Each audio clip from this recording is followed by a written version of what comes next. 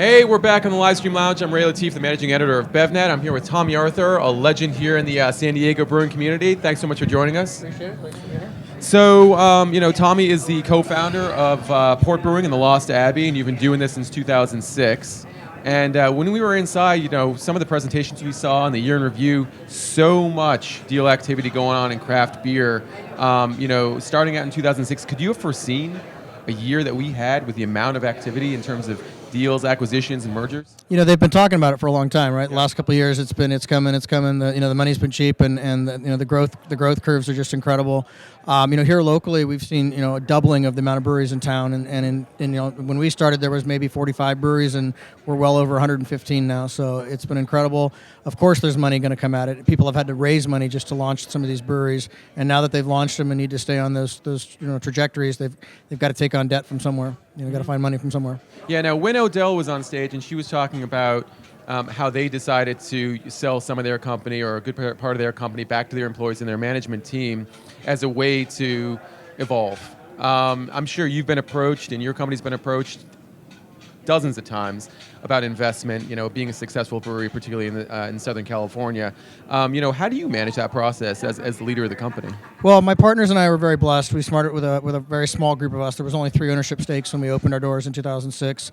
We did reacquire the minority shares this year, so there currently is only a partnership of 3 people, but 2 ownership stakes, and as such, we can drive sort of our growth at the rate we want to. Mm-hmm. My partners and I have developed very much a methodical growth strategy, about 10% a year. Not dissimilar to what Wynn was speaking to. Mm-hmm. And that's allowed us to mostly take on growth through just our internal debt service. Very little bank financing.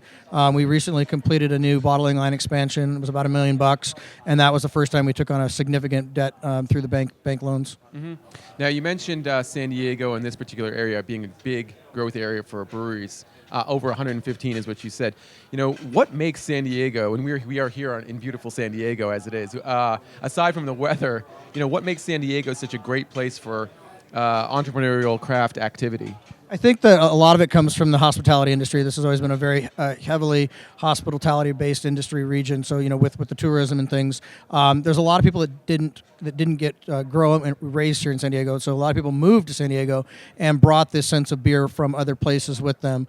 And I think just in general, there was this sense of, we want to embrace something very passionate and local. And 20 years ago, when your Ballast Points, AleSmith, and Coronado and Stone opened their doors, we all kind of looked at each other and said, there's a lot of opportunity in room, and frankly, the people of San Diego have just been fantastic. They're very ambitious drinkers, and it's worked out well for all of us. Interesting that you say they're very ambitious drinkers. I mentioned this, and we were talking about this briefly at the beginning of our Livestream Lounge, which is the idea that people and consumers just want new, innovative beverages, specifically when it comes to craft beer. These interesting styles are what keeps the tap handles from turning from one to the other. But at the same time, it's these flagship beers that are really the engines for a lot of these craft beer brands. For Port Brewing and for Lost Abbey is much more of a specialty kind of side of the business. But for Port Brewing, how important is that to you guys in terms of a flagship to lead your company, lead your brand? Our 2 biggest brands are our Wipeout IPA and our Mongo IPA. It's a sort of a hybrid double IPA, and they account for about 35% of our total sales on the Port Brewing side. And then the seasonals all have a hop focus as well. And of course, we most recently this year released the new Hop Freshener, Hop Concept beers as well. This is an IPA-driven market for sure, and we do about 50% of our sales in Southern California. So we're very focused on making sure that we can compete with the new hop varieties, the interest, the ADD, the shiny and new, and we're really good at making hoppy beers. And you mentioned the Lost Abbey things. That gives us a chance in that space to just dabble in barrel aging and really classic examples of great Belgian beer. Mm-hmm. We call them celebratory beers, things like that, occasion beers. So we have a wide range of beers in the portfolio, and they all have a real focus on what they can do to the bottom line. But it is about innovation. It's still about moving forward. Mm-hmm. You mentioned that most of the beer, or a lot of the beer that you're selling is here in Southern California.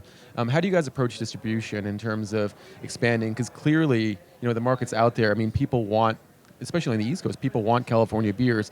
How do you approach getting it out there in a way that's going to be good for you and good for your distributors? So since 2011, we've only launched 2 new distributorships. One was in Pittsburgh to fill out a little bit of a footprint in our Pennsylvania markets, and we also launched in Georgia.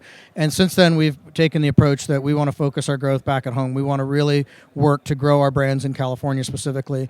And about 65% of all of our dollars are sold in California, including our tasting room business. So we feel very strongly that this is a place where we want to be closer to home, and we want to leave that opportunity for the future further from home should we want to grow and look to expand through new territory growth. We'll do that, but currently we're looking at really working to double down where we stand here at home. I visited Lost Abbey, I think it was in 2012, and we had talked about the barrel aging program that you guys had, which is pretty extensive. How has that changed in terms of the market?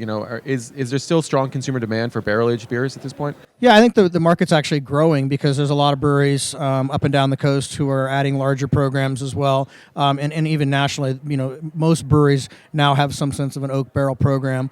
Sour is the new thing, the kettle souring, whether it's kettle souring or barrel souring, but we're starting to turn a consumer base over to that notion of what beer can be. And for us, we run about 1,300 to 1,500 oak barrels in our warehouse at any given time, and we'd like to expand that, and that's our plan in the next couple of years, is to actually grow that footprint.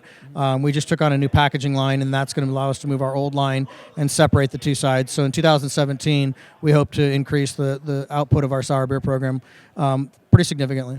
Interesting. Now, I know, when you got into this business, you were big on flavor. You really wanted to create really flavor-forward beers, and I know that's a personal passion of yours. But what, at this point in 2015, going into 2016, really excites you most about the craft beer industry? I think that the coolest thing about the industry is that it's stayed pretty true to that flavor notion. I mean, we haven't reached an age of dumbing things down to reach 2020 or to hit a point. We're still pushing, flavor flavor first. It really is that this is what beer, craft beer is, and in order to be a part of this community of craft beer, you need to bring flavor, right to the front. And as long as we keep that first and foremost, I don't think anything's going to change. Mm-hmm. Now, very last question. You mentioned craft beer. I've mentioned craft beer. With all the mergers, acquisitions, investments, that the word craft beer itself is starting to be a little diluted. What's your stance on that? Yeah, I think 2015 will become the year of what is craft beer, what is craft beer going to be. I know there's value in the word craft because it connotes certain values, but because of the amount of activity this year, what are those new values going to look like and who's in charge of those values? But at our core, we're still very much craft brewers. We're very much passionate about that sense of what it means to be handcrafted and things. And, I think it's very interesting to watch the Tito's vodka case going through right now in that sense of craft, and even the Blue Moon piece that's come back around in terms of artfully crafted. There's a sense of who owns it and who owns the word craft. And I think the consumer ultimately makes that decision as to what belongs in that space and what craft can be. But it's up to us to remind them of what, where we started and how we differentiated ourselves. Outstanding. Tomme, thanks so much for being with us. Good luck in the rest of the future, and enjoy the rest of the show. Look forward to it. Thanks so Cheers, much. Guys.